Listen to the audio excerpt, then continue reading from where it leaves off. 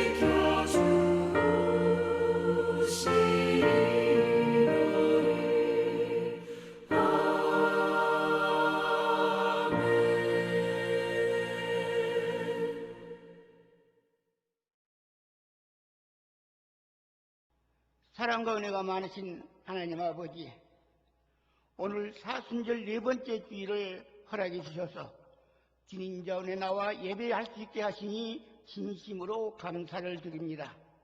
영과 진리로 마음과 정성을 다 바쳐 하나님께 예배드리니 영광을 받아 주시옵소서.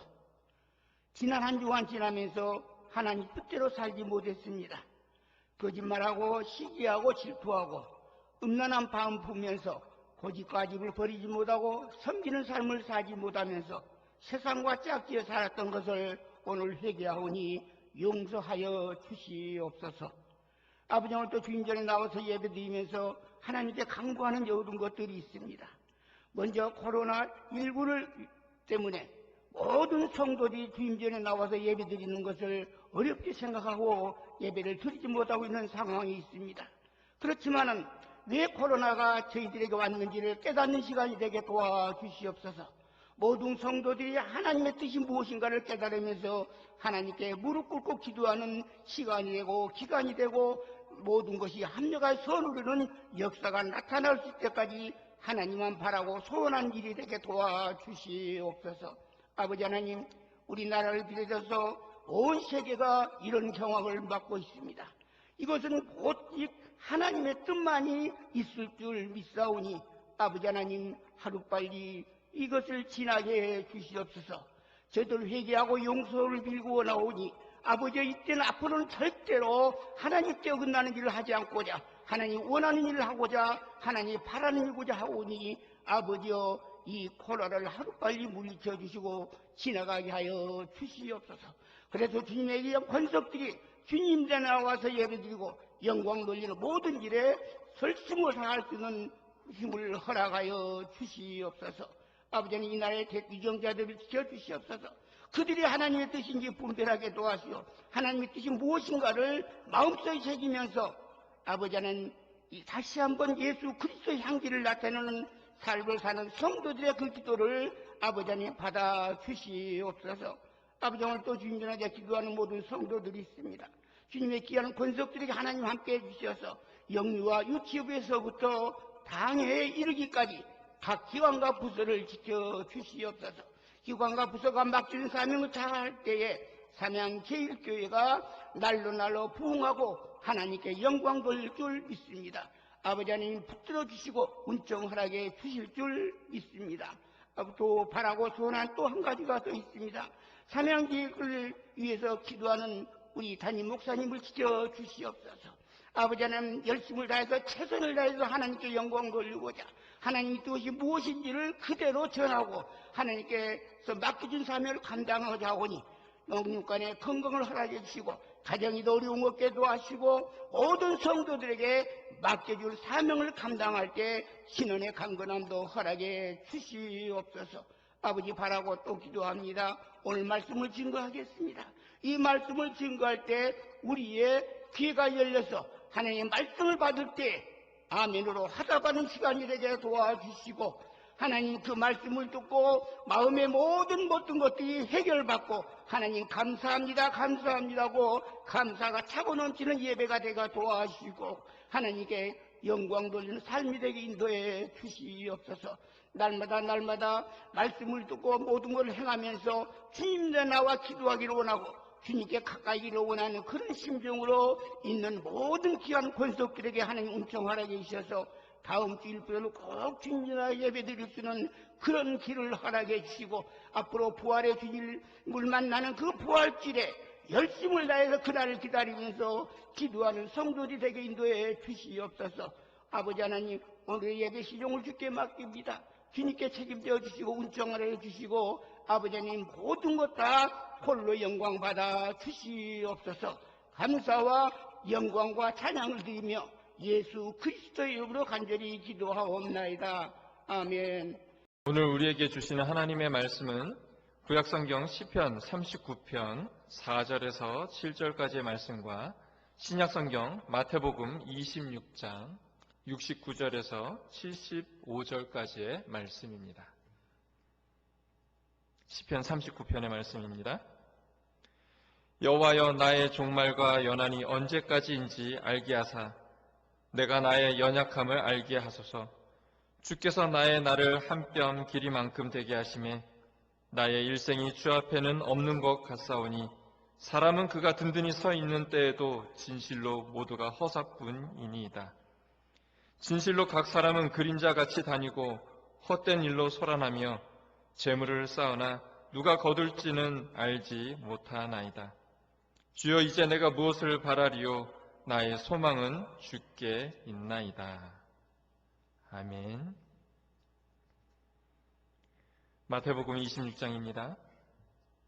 베드로가 바깥들에 앉았더니 한 여종이 나와 이르되 너도 갈릴리 사람 예수와 함께 있었도다 하거늘 베드로가 모든 사람 앞에서 부인하여 이르되 나는 내가 무슨 말을 하는지 알지 못하겠노라 하며 앞문까지 나아가니 다른 여종이 그를 보고 거기 있는 사람들에게 말하되 이 사람은 나사렛 예수와 함께 있었도다 하며 베드로가 맹세하고 또 부인하여 이르되 나는 그 사람을 알지 못하노라 하더라.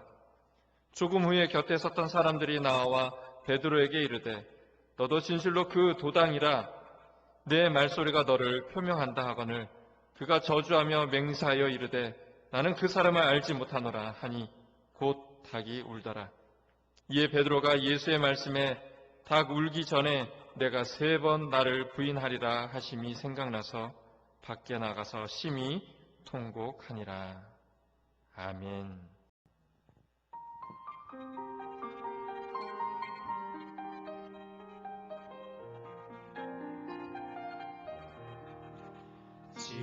지금까지 지내온 것 주의 크신 은혜라 한이 없는 주의 사랑 어찌 이루 말하랴 자나깨나 주의 손이 항상 살펴주시고 모든 일을 주 안에서 평온하게 하시네. 주님 다시 배울 날이 날로 날로 다가와 무거운 짐 주께 맡겨 거칠 날도 멀지 않네. 나를 위해 예비하신 고향 집에 돌아가 아버지의 품 안에서 영원토록 살리라.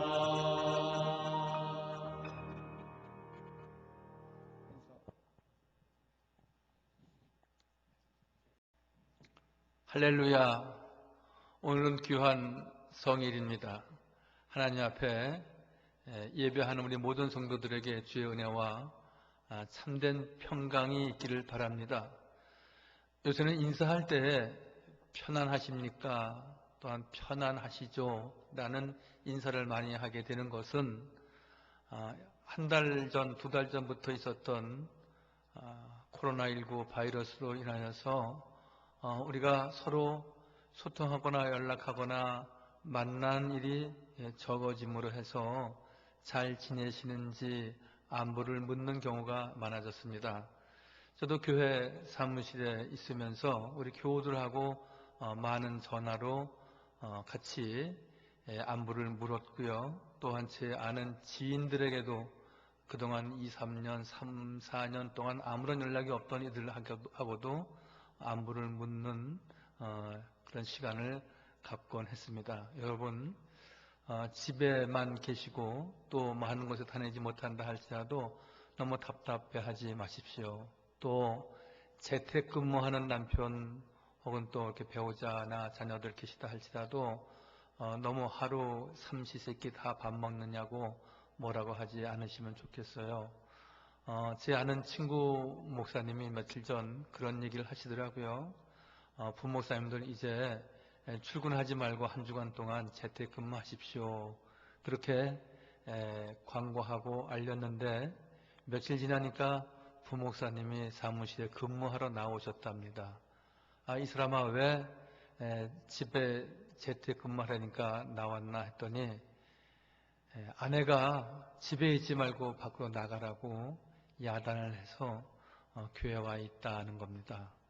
혹시 집에 여러 날 남편님께서 혹은 또 아내님께서 계시다 할지라도 너무 서운하게 말하지 마시고 이제 날씨 따뜻해졌으니까 뒷동산 둘레길에 같이 손잡고 오르셔서 개나리꽃도 피고 목련도 피려고 하는데 그런 아름다운 자연 환경도 한번 둘러보시면 좋겠습니다. 오늘 말씀의 제목을 연약한 인생에 주시는 하나님의 은혜 이렇게 잡았습니다. 우리 인생이 연약하다는 겁니다. 우리 사람이 약할 수밖에 없다는 겁니다. 그것을 여러 가지 사회학적으로 의학적으로 설명할 수 있겠지만 특별히 오늘 다윗은 시편 39편의 말씀을 통하여서 나는 약한 사람입니다. 내 인생은 연약할 수밖에 없습니다. 그렇게 고백하고 있습니다. 여러분, 다윗이 누구입니까?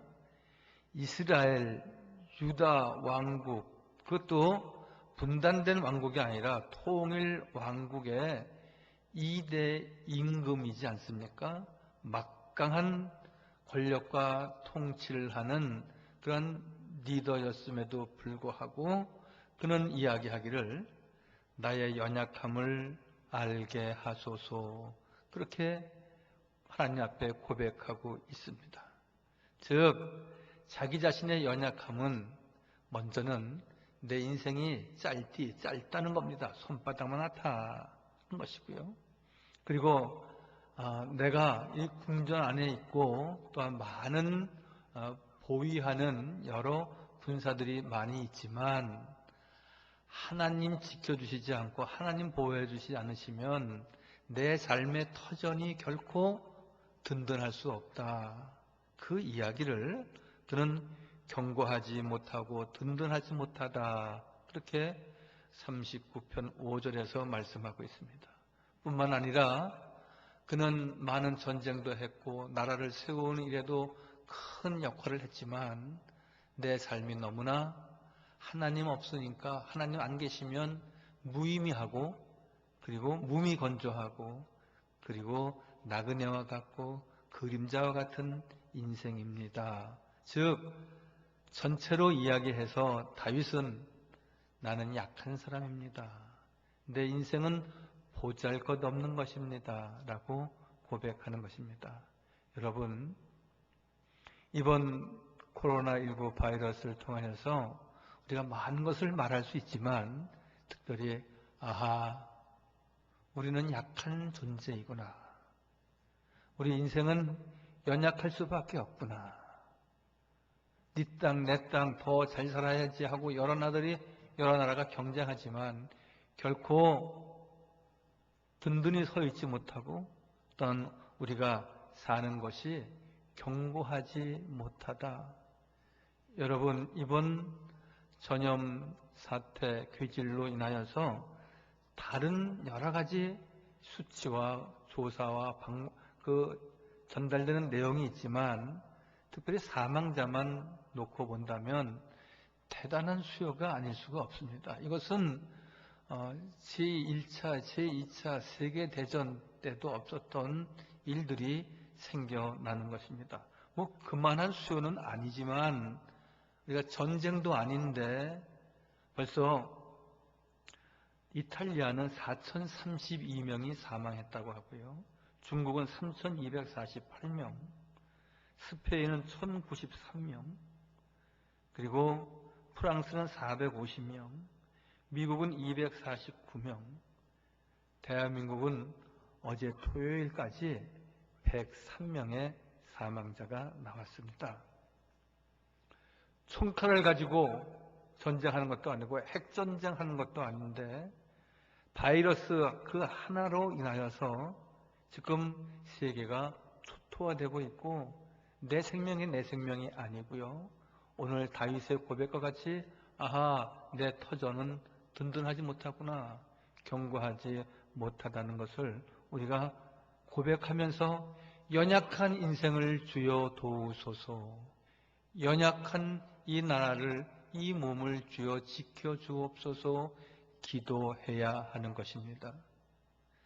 다윗 왕이 육신적으로 연약했다면 마태복음에 소개되고 있는 베드로는 영적으로 매우 연약한 인물이었습니다. 베드로는 예수님을 따르던 제자 중에 가장 많이 알려진 인물입니다.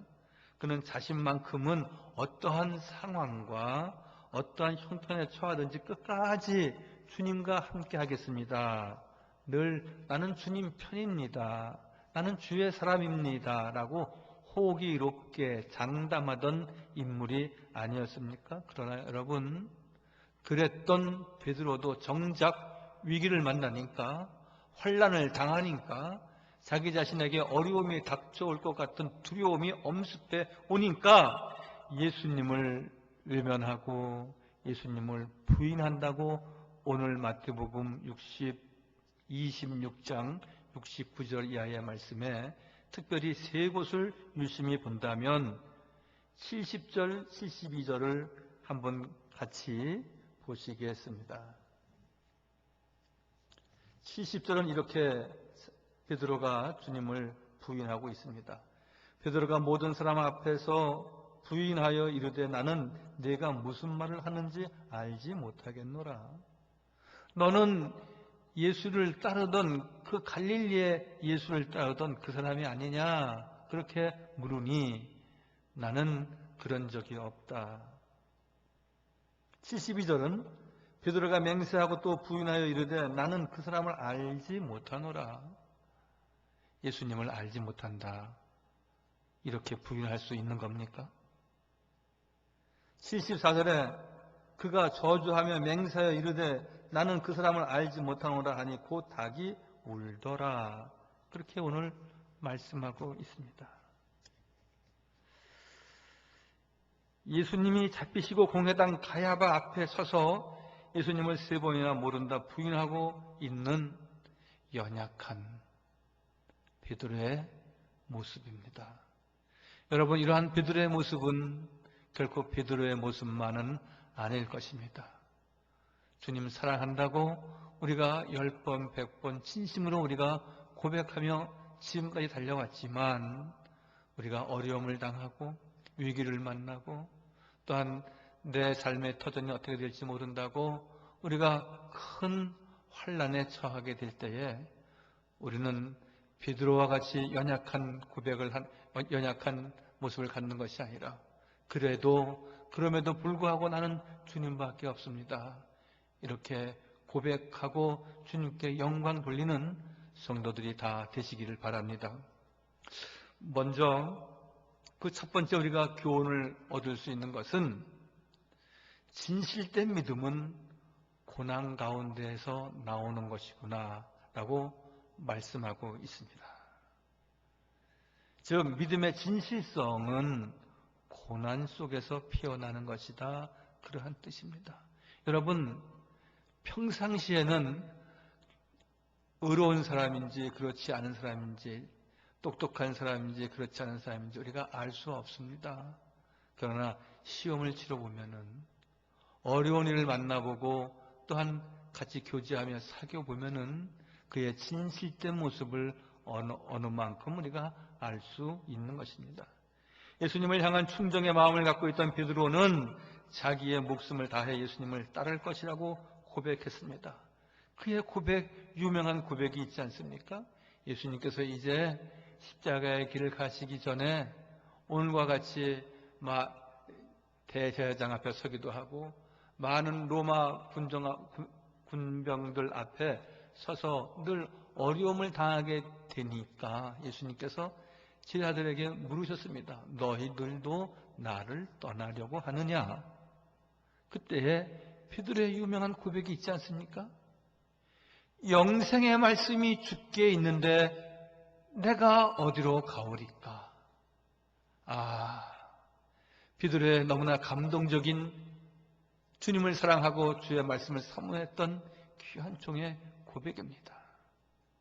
그뿐만이 아닙니다.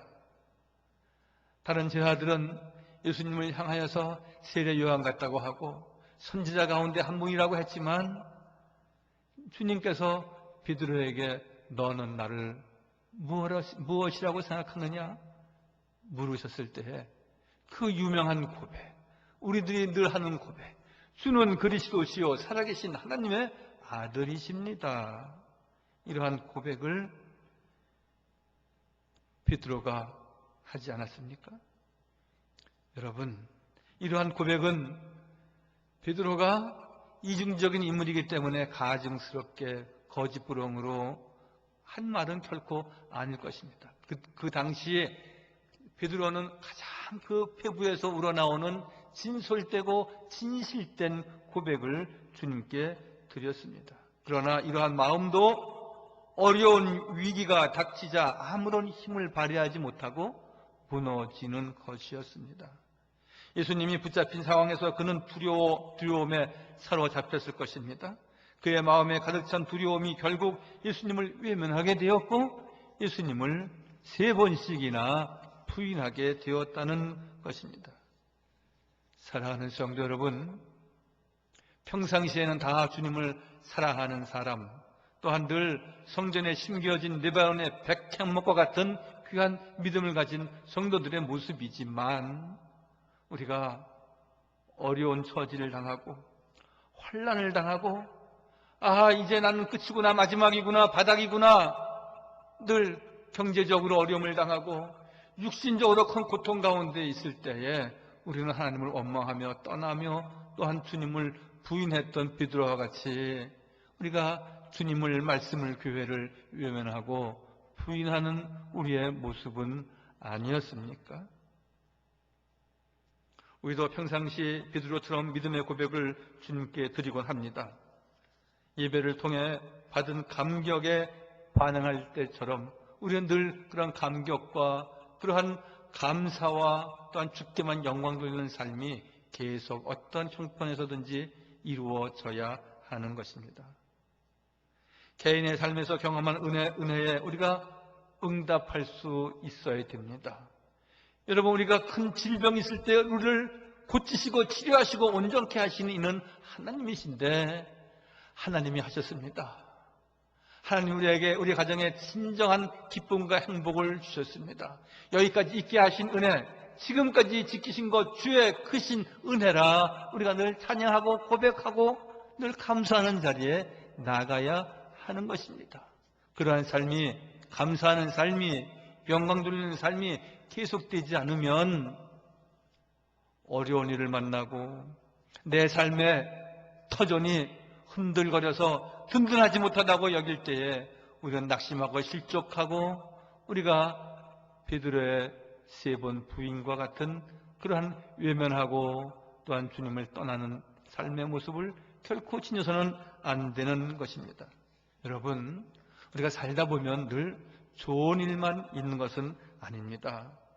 우리가 교회를 다니기 때문에, 예수를 믿기 때문에 때에 따라서 하나님께서 우리가 많은 은혜와 축복을 주시지만 또 때에 따라서 많은 손해도 볼 수 있고요, 불편부당함을 당하기도 할 수 있습니다.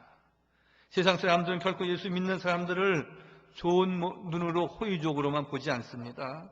오히려 그들은 그리스도인들을 비난하고 흠잡으려고 적대하는 경우도 있는 것입니다. 이번에 신천지에서 일어난 일이지만 모르는 사람들은 이것이 교회에서 일어나는 것이다 라고 생각해서 온 모든 교회를 같이 뭉뚱그려 보면서 교회를 좀 부정적으로 보는 시각과 대적하는 이들도 생겨나는 것 같습니다. 그런 가운데 나는 그리스도인입니다, 나는 예수 믿는 사람입니다, 나는 삼양제일교회 교인입니다, 나는 예수님의 제자입니다, 늘 이렇게 고백하며 늘 주님을 사랑하고 주의 말씀을 단단히 붙잡고 달려가는 성도가 되어야 하는 것입니다.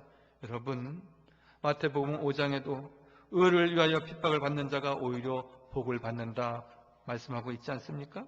우리가 사람 앞에서 예수님을 당당하게 시인하면, 즉 예수님을 사랑하고 어떤 형편과 처지에서도 늘 주의 도우심을 얻고자 힘쓰고 기도할 때 주님은 우리를 시인하시고 인정하시고 도우시고 축복하신다 말씀하십니다. 마태복음 10장 32절 말씀에 누구든지 사람 앞에서 나를 시인하면, 누구든지 사람 앞에서 나를 자랑하면 나도 하늘에 계신 내 아버지 앞에서 그를 시인할 것이고 그를 자랑할 것이지만, 누구든지 사람 앞에서 나를 부인하면, 누구든지 사람 앞에서 예수 믿는 것을 자랑스럽게 여기지 아니하면 나 또한 너를 인정하지 않고 하나님 앞에서 자랑하지 않겠다 말씀하십니다. 사랑하는 성도 여러분, 우리는 이제 하나님 말씀을 견고히 붙잡아야 됩니다. 왜? 우리는 언제 넘어지고 쓰러질지 알 수 없는 연약한 인생이기 때문에 그렇습니다. 우리를 도우시고 인도하시고 은혜 주시는 여호와 하나님을 온전히 의지하고 믿음으로 달려가는 성도들이 다 되시기를 바랍니다. 마지막으로 우리가 연약한 인생이고 우리의 모든 것이 다 부족하지만 우리의 연약함을 용서하시는 분은 역시 우리 주님입니다. 우리 주님은 우리의 연약함을 아시고 우리를 지키시고 모든 것을 용납하시고 긍휼을 베푸시고 축복하시기를 원하신다 말씀하고 있습니다. 베드로가 예수님을 3번이나 부인하는 사건을 다하면서 우리가 꼭 기억해야 될 사건 하나가 있는데, 예수님은 이미 베드로가 당신을 부인할 것을 다 알고 계셨다는 사실입니다. 그럼에도 불구하고 주님은 그를 사랑하고 그를 정죄하지 않고 또한 그를 예수님의 1등 가는 수제자로 키우셨습니다. 요한복음 6장 64절 말씀에 보면은 예수께서 믿지 아니하는 자가 누구며 자기를 팔 자가 누구인지 처음부터 다 아시더라. 자기를 나 이 사람 모른다고, 나 예수 모른다고, 그를 만난 적이 없다고, 난 갈릴리에 간 적이 없다고 그렇게 부인할 자가 있을 것이라고 다 예수님은 아셨다라고 말씀하십니다. 베드로 자신도 알지 못했던 그의 연약함까지 예수님이 다 알고 계셨고 그럼에도 그를 사랑하시고 또한 그를 믿음의 길에서 승리할 수 있도록 도와주셨습니다. 예수님은 베드로를 정죄하지 않으셨습니다. 예수님은 베드로의 그 큰 과오가 있었지만 그로 인하여서 하나님 앞에 그를 정죄한다고 말하지 않았습니다. 고린도후서 7장의 말씀에 보면은 사도 바울은 고린도 교회가 우상 숭배하고 여러 가지 많은 혼란과 문제가 있어서 그들에게 많은 공고하고 위해서 많이 기도했지만 그들을 정죄하지는 않았습니다. 오히려 그들을 격려하고 위로하면서 함께 죽고 함께 사는 것, 즉 그리스도를 통하여서 우리가 어려움을 당하지만 또한 그리스도를 통하여서 우리가 승리할 수 있다 이렇게 권고하고 있습니다. 7장 3절 말씀에 고린도후서 내가 이 말을 하는 것은 너희를 정죄하려고 하는 것이 아니라 내가 이전에 말하였거니와 너희가 너희 마음에 있어 함께 죽고 함께 살고자 함이라. 나는 너희를 향하여 담대한 것도 많고 너희를 위하여 자랑하는 것도 많으니 내가 우리의 모든 환난 가운데서도 위로가 가득하고 기쁨이 넘치기를 바란다. 오히려 위로하시고 회복시키시며 복음 전파 사도로 귀하게 사용하셨다는 것입니다. 우리는 이 모든 연약함에도 우리를 끝까지 사랑하시는 예수님의 사랑을 기억해야 합니다. 예수님은 자신을 부인하고 외면했던 베드로를 찾아오셨던 것처럼 지금도 우리를 찾아오셔서 우리의 연약함 때문에 우리에게 긍휼을 베푸시고 우리에게 동정을 베푸시고 우리에게 은총을 베푸신다 말씀하십니다. 히브리서 4장 14절과 16절 이하의 말씀에 보면은 그러므로 우리에게 큰 제사장이 계시니 승천하시니 곧 하나님의 아들 예수시라. 우리가 믿는 도리를 굳게 잡을지어다 라고 말씀합니다. 주의 옷자락을 꼭 잡으라는 것입니다. 진리의 말씀만 꼭 단단히 십자가 단단히 붙잡듯이 붙잡아야 한다고 말씀하고 있는 것입니다. 그러면 내가 진정 도와주리라. 그러면 진정 내가 은혜의 보좌 앞에 담대히 나아오도록 너희를 안보하시고 축복하시리라 약속하십니다. 우리에게 있는 대제사장은 우리의 연약함을 동정하지 못하실 이가 아니요 라고 말씀하십니다. 우리를 동정하신다는 말씀이고 우리를 사랑하신다는 말씀이고 우리에게 위로와 축복을 주신다는 약속의 말씀입니다. 말씀만 단단히 붙잡으라고 말씀하고 있습니다. 그러면 은혜를 얻기 위하여 은혜의 보좌 앞에 담대히 나아간다 말씀하십니다. 사랑하는 수영자 여러분, 우리가 늘 가정에 있고 그리고 가정에서 멀리 떨어져 있는 많은 곳에 우리가 다니지 못한다 할지라도 이때에 하나님 말씀을 깊이 묵상하고 또한 내 뜻을, 내 소견을 나타내는 것이 아니라 주의 말씀을 듣고 나를 향하신 하나님의 선하신 뜻은 무엇일까? 우리가 늘 기도하면서 주님의 뜻을 찾아 나갈 때에 우리가 비록 여러 부분에서 부족하고 연약한 인생이지만 긍휼을 베푸시고 자비를 베푸시고 성령께서 탄식하며 우리를 도우신다 하셨는데 우리를 도우시고 인도하시는 하나님만을 의지하며 이 어려운 시대를 믿음으로 이겨나가는 자랑스러운 우리 삼양제일교회 모든 성도들 되시기를 주의 이름으로 간절히 축원하여 드립니다. 아멘. 기도하겠습니다. 거룩하시고 자비로우신 우리 주의 여호와 하나님, 다윗은 왕궁에 거하면서 세계를 호령하는 통치자로 있었지만 그는 나의 연약함을 깨닫게 하소서. 견고하지 못하고 든든하지 못한 자기 자신을 늘 돌이켜보며 하나님의 도우심과 인도하심을 강구했듯이 아버지 하나님 저희들 또한 주님께서 친히 베푸시고 은혜 주셔서 지금까지 달려왔지만 이 어려운 이 괴지를 통해서 세계를 덮치고 있는 이 어려운 시절에 주여 우리를 돌보시고 악한 질병에서 분명히 하나님 구별하여 주셔서 멀쩡하다 상함이 없도록 돌보시고 은총을 내려 주옵소서. 사랑하는 우리 모든 성도들 각 처소에서 예배할 때 신령과 진정으로 예배하게 하시고 주의 도우심과 주님의 크신 은혜와 은총을 갑절로 있는 복된 성도 다 되게 하여 주옵소서. 모든 말씀 예수님의 이름으로 감사하며 기도하옵나이다. 아멘.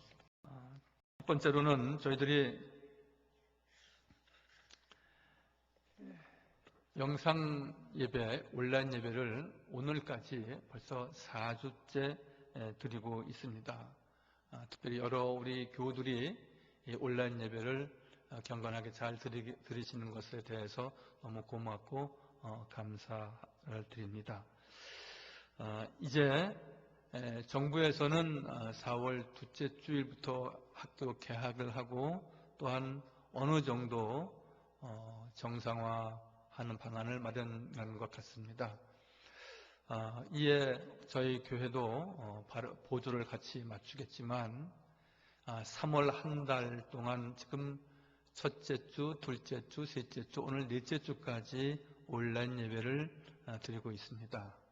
그래서 저는 기도하면서 또 여러 우리 장로님들과 같이 의논하면서 3월 마지막 주일 예배는 정상적인 예배가 되도록 기도하면서 아직 확정된 것은 아니지만 여러분들도 마음의 준비를 하시고 우리가 3월 한 달을 그냥 다 우리 가정 예배로만 드릴 수 없겠다 싶어서 교회에서는 저와 장로님과 우리 모든 교역자들이 그런 방향을 가지고 기도하고 있다는 것을 아시고 같이 기도하시고 이제 3월 마지막 주일은 성전에 나와서 예배할 수 있도록 마음의 준비를 하시고 기도해 주시면 좋겠습니다. 또한 두 번째로는 국내에도 지금 점점 상황이 좀 나아지는 것 같지만 아직은 불안한 상태이고 또 양호하다라고만 볼 수 없다고 말하고 있습니다. 우리가 이 나라를 위해서 또 이 감염 바이러스 속히 퇴치되고 또한 끝나고 종식될 수 있도록 꼭 기도해 주시고요. 또한 국내에 있는 여러 치료기관 또한 의료진들 매우 어렵다고 합니다. 위에서 많이 기도해 주시기를 바랍니다. 그리고 개인적으로 우리 모든 교우들 위생생활, 손 씻기, 마스크 사용하는 것, 그리고 일정한 거리를 두고 꼭 우리가 다녀가야 되고 만나야 될 분들은 우리가 아주 극소화해서 절제하면서 우리가 한두 주간 기도하면서 잘 지내시기를 바랍니다. 마지막으로 교회는 특별히 다른 일은 없습니다. 우리 교육자들과 직원들은 매일 정상적으로 출근을 해서 같이 기도하고 또 교우들에게 전화 신방하고 또 교회 여러 가지 위생과 관련된 업무들을 같이 보고 또 앞으로 이제 우리가 모든 것이 다 정상화되면은 그것을 위해서 대비하고 기도하고 있습니다. 여러분들도 늘 교회를 위해서 힘써서 기도해 주시기를 바랍니다. 거룩하시고 자비로우신 우리 주 여호와 하나님, 하나님께서 세우신 몸된 교회, 하나님께서 늘 든든히 지키게 하시고 우리 모든 성도들의 피난처가 되게 하셨습니다. 오늘 주신 말씀을 기억하며 하나님 앞에 언제나 의롭고 진실되고 그리고 우리의 주님을 사랑하는 고백이 변함이 없도록 은혜 내려 주옵소서. 아버지 하나님, 주님 앞에 이 많은 귀한 예물을 주 앞에 올려드립니다. 각자 가정에서 준비한 예물이 있습니다. 또한 아버지 안에 한꺼번에 드리고자 준비한 모든 예물과 또한 봉헌할 모든 예물 위에 크게 축복하여 주옵소서. 아버지 하나님, 11조와 감사헌금, 성교헌금, 장학헌금 또한 모든 예물 위에 하늘의 신령한 은혜와 복이 가득하고 넘치게 하여 주옵소서. 주정헌금과 주일헌금도 준비하여 주님 앞에 드리고자 합니다. 하나님께서 등 준비한 모든 손길 위에 주님께서 더 한량없는 은혜와 축복을 베풀어 주셔서 영적으로 더욱 충만하게 하시고 이 악한 시절에 주님께서 멀쩡하도 상함이 없도록 지키시고 주여 복 내려 주옵소서. 해외에 나가 있는 우리의 가정과 자녀들, 군에 있는 우리의 아들들, 지방에 내려가 있는 우리의 모든 가족들 외에도 주의 은혜가 똑같이 함께하게 하여 주옵소서. 모든 말씀 예수님의 이름으로 감사하며 기도하옵나이다. 아멘. 축도하겠습니다. 이제는 우리 주 예수 그리스도의 은혜와 아버지 하나님의 극진하신 사랑과 보혜하사 성령님의 교통하시며 사귀시며 역사하심이 하나님 앞에 언제나 말씀 충만하기를, 성령 충만하기를 원해서 늘 진리의 말씀 꼭 붙잡고 이 어려운 시절을 이겨나가는, 그리고 늘 기도로 승리하는 우리 모든 성도들과 저의 가정 위에, 그리고 이 코로나19 바이러스로 인하여서 어려움을 당하는 우리의 모든 국민들과 또한 치료하는 기관과 그 의료진들 위해 영원토록 함께 하시기를 간절히 축원하옵나이다. 아멘.